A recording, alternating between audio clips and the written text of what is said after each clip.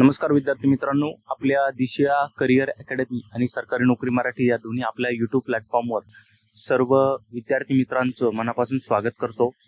मित्रांनो, आजचा हा जो काही व्हिडिओ आहे तो हा व्हिडिओ फार महत्त्वाचा असणार आहे उच्च न्यायालय भरतीच्या विद्यार्थ्यांसाठी. तर आता हा खास शिपाई पदासाठीचा व्हिडिओ आहे. ज्या विद्यार्थ्यांनी शिपाई पदासाठी फॉर्म भरलेले आहेत आणि जे सेकंड आन्सर कीच्या प्रतीक्षेत आहेत, त्यांची सेकंड आन्सर की आल्यानंतर एक मेरिट लिस्ट जारी होईल आणि त्या यादीतील विद्यार्थ्यांना तुम्हाला मुलाखतीसाठी बोलवलं जाणार आहे. मग आता मुलाखत, आता काही लोकांना वाटत असेल हा काहीतरी प्रश्न विचारतील एक दोन आणि सोडतील. तर मित्रांनो, असं नाहीये. तुम्हाला संपूर्ण तयारी करून जावी लागणार आहे. नेमके कोणकोणते प्रश्न विचारू शकतात याची सुद्धा माहिती तुम्हाला घेणं गरजेचं आहे, तरच तुमची ती पोस्ट आहे ती निघू शकते. ओके, जरी शिपाई पद असेल तरीही उच्च न्यायालयाचा शिपाई आहे, त्याला सर्वांगीण माहिती असणं गरजेचं आहे. त्याचा स्वभाव, त्याचं वागणूक ही सुद्धा चांगल्या पद्धतीने असणं गरजेचं आहे, तरच त्याचं सिलेक्शन हे होऊ शकतं त्या ठिकाणी. सर्व माहिती आपण या व्हिडिओमध्ये पाहणार आहे. व्हिडिओ थोडा मोठा होईल, 15 मिनिटांचा कमीत कमी होऊ शकतो, त्यामुळे तुम्ही शेवटपर्यंत या व्हिडिओवर राहायचं आहे. जर तुम्हाला मुलाखत काढायची असेल, मुलाखतीतून पास व्हायचं असेल, तुम्हाला कुठली अडचण येऊ द्यायची नसेल, तर तुम्ही हा व्हिडिओ पूर्णपणे पहा, जेणेकरून सर्व बाबी तुमच्या क्लिअर होतील. आपण वेगवेगळ्या विभागांमध्ये प्रश्नांची मांडणी केलेली आणि कोणता प्रश्न कसा विचारला जाऊ शकतो हे सुद्धा बघितलेलं आहे. त्याच्यामुळे तुम्ही व्यवस्थितरित्या हा व्हिडिओ पाहायचा आहे. ओके, तर मित्रांनो, उच्च न्यायालय भरती, बॉम्बे उच्च न्यायालय भरती म्हणजे शिपाई पदासाठी तुम्हाला कदाचित सिंपल आणि अतिशय मोकळे प्रश्न हे विचारले जाऊ शकतात. यामध्ये सर्वात आधी तुम्हाला विचारलं जाऊ शकतं तुमचं नाव काय. तुम्ही तुमचं पूर्ण नाव सांगू शकता. त्यासोबत मला जर विचारलं की तुमचा परिचय द्या आम्हाला, तर परिचय कसा देणार? तुमचं नाव सांगायचं आहे, तुम्ही कुठून आलेले आहात, सध्या कुठं राहत आहे, यासोबतच तुमचं शिक्षण कुठं झालेलं हे सुद्धा त्यांना सांगायचं. समजा माझी 10वी या ठिकाणहून झाली, मला एवढे टक्के होते. 12वी या ठिकाणहून झाली, मला एवढे टक्के होते. आणि ग्रॅज्युएशन अशा ठिकाणी मी केलेलं आहे, या युनिव्हर्सिटीमधून केलेलं आहे, मला एवढं टक्के आहेत. आता तुमचे जे प्रश्न असतील, जे उत्तर असतील, त्याच्यावर सुद्धा प्रश्न तयार करू शकतात. ते कसं तयार करणार आहे मी तुम्हाला शेवटपर्यंत सगळं एकदम डिटेलमध्ये सांगतो. फक्त व्हिडिओ हा शेवटपर्यंत पाहायचा. तुम्हाला विचारतील तुमचं शिक्षण किती झालेलं आहे. तुम्ही जर म्हणले ग्रॅज्युएशन, मग ग्रॅज्युएशनमध्ये पुन्हा ते तुम्हाला असा प्रश्न विचारू शकतात की तुमचं जर ग्रॅज्युएशन झालेलं आहे, या पोस्टसाठी जर 7वी पास इतकी पात्रता आहे, मग तुम्ही या पदासाठी अर्ज का केला? त्याचं ठोस कारण हे तुमच्याकडे हवं आहे. काय कारण द्याल तुम्ही? मी असंही म्हणू शकता की सर, माझं जरी शिक्षण झालेलं आहे तरी उच्च न्यायालयाच्या ठिकाणी काम करणं ही थोडी मोठी गोष्ट आहे, म्हणून मी त्या ठिकाणी अर्ज केला आहे आणि मला जॉईन होण्याची इच्छा आहे किंवा मला हे काम करण्याची फार इच्छा आहे, असं तुम्ही या ठिकाणी सांगू शकता. तुमचे आवडी छंद सांगू शकता. मग आवडी छंद असे सांगा की ते समोरच्याला पटेल. उगाच काही नका सांगत बसू. व्यवस्थित सांगा त्या गोष्टी. पुढचं जर बघितलं, नोकरी आणि कामाच्या संदर्भात तुम्हाला प्रश्न विचारले जाऊ शकतात. तुम्हाला विचारतील शिपायाचं मुख्य काम काय आहे, तुम्हाला माहिती आहे का? मग तुम्ही सांगू शकता हो माहिती आहे, फाईल ने आण करणं. त्यानंतर समजा एखाद्या ऑफिसर असतील, त्याचे काही काम असेल, त्यांचा टेबल साफ करणं असेल, त्यांच्या अजून काही इतर गोष्टी असतील, त्या सगळ्या तुम्हाला त्या ठिकाणी करावं लागणार आहे, असं तुम्ही उत्तर देऊ शकता. तुम्ही शिपायाची नोकरी का करू इच्छिता याचं उत्तर तुमच्याकडे हवं. उच्च शिक्षण झालेलं असतानाही शिपाई पदासाठी अर्ज का केला हे मी तुम्हाला आधीच सांगितलं. ओके, हे प्रश्न ना तुम्ही लिहून घ्या मित्रांनो, किंवा स्क्रीनशॉट काढून घ्या, किंवा याची PDF आहे ना तुम्हाला आपल्या टेलिग्राम चॅनलवर मिळून जाईल. टेलिग्राम चॅनलवर मिळून जाईल ही PDF, तुम्ही या ठिकाणी डाउनलोड करू शकता. तुम्हाला असाही प्रश्न विचारतील का तुम्ही इतके उच्च शिक्षित आहात तर तुम्ही केबिनची साफसफाई, साहेबांना पाणी आणून देणं, हे ते असे वेगवेगळे कामं करणार का तुम्ही? पोऱ्यासारखे कामं करणार का, असं विचारू शकता मित्रांनो. त्यामध्ये काही गैर नाहीये. तुम्हाला एक शिपाई म्हणून जॉब करताय, तुम्हाला त्या ठिकाणी पगार मिळतो, त्यामुळे कुठल्याही पद्धतीचं जे काम आहे ते कमी नसतं. त्यामुळे तुम्हाला असे प्रश्न विचारले जाऊ शकतात, ज्यामुळे तुमचा कदाचित डिमोटिवेट होऊ शकतात. मी असे प्रश्न तुम्हाला विचारले जाऊ शकतात आणि त्यांना असेच कॅन्डिडेट बाहेर काढायचे की ज्यांना एखादा प्रश्न विचारला ते लगेच डिमोटिवेट झाले, त्यांना उत्तर जमलं नाही ना, मग असे विद्यार्थी लगेच बाहेर. त्याच्यामुळं तुमच्याकडे प्रत्येक प्रश्नाचं उत्तर हे रेडी पाहिजे. जर पुढे बघितलं जास्त वेळ थांबावं लागलं, सुट्टीच्या दिवशी यावं लागलं, तर तुमची तयारी आहे का? म्हणजे तुमचा समजा 10 ते 5 टायमिंग आहे आणि तुम्हाला जर जास्त वेळ थांबावं लागलं, आज एखाद्या केसची सुनावणी आहे, चला 7 वाजेपर्यंत थांबा, तर तुम्ही थांबणार का, असं तुम्हाला प्रश्न विचारला जाऊ शकतो. मग त्यावेळेस तुम्ही काय उत्तर देणार? हे प्रत्येकाचं उत्तर आहे ना, हे वेगवेगळं असणार आहे मित्रांनो. मी तुम्हाला प्रश्न सांगतोय, उत्तर हे तुम्हाला द्यायचंय. सुट्टीच्या दिवशी यावं लागलं तर तुमची तयारी आहे का, असंही तुम्हाला विचारतील. मग तुम्ही काय उत्तर देणार आहे?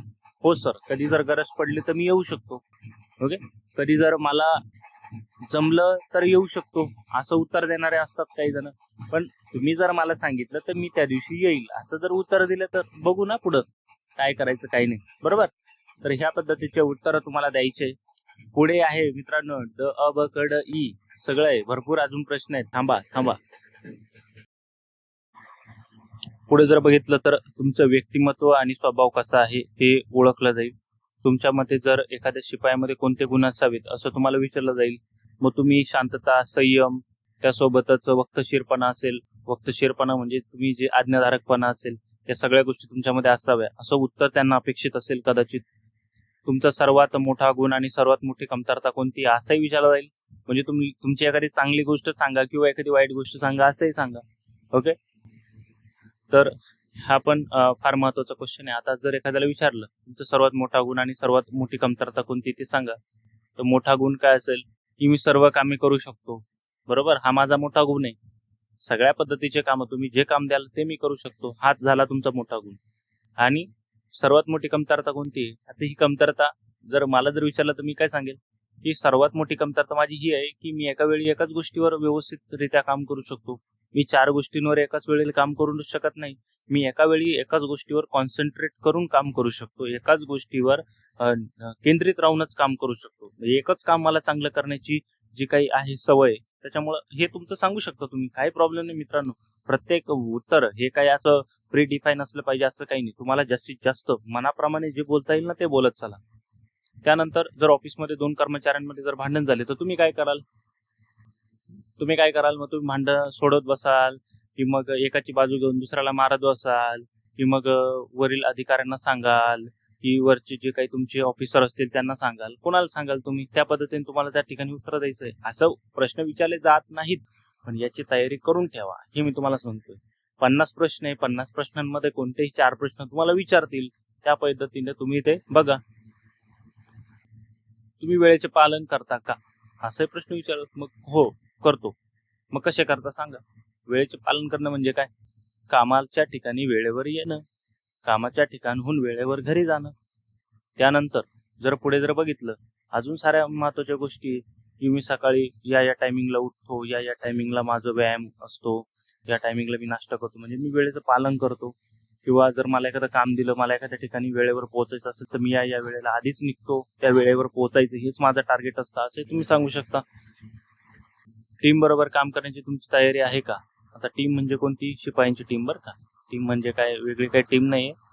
म्हणजे तुम्ही टीम मध्ये काम करू शकता का, म्हणजे तुम्ही एकत्रितरित्या काम करू शकता का, असे तुम्हाला विचारलं जाऊ शकतं. व्यावहारिक ज्ञान, कोर्टातील फाईल्स कशा सांभाळाव्या लागतात याबद्दल तुम्हाला माहिती आहे का? असेल तर हो म्हणा, नसेल तर नाही म्हणा. त्यानंतर तुम्हाला विचारतील कॉम्प्युटरचं ज्ञान आहे का, तुम्हाला कॉम्प्युटर चालवता येतं का, चालू बंद करणं, फाईल शोधणं, एखादी गोष्ट डाउनलोड करणं, एखाद्या गोष्टीचं सेटअप करणं.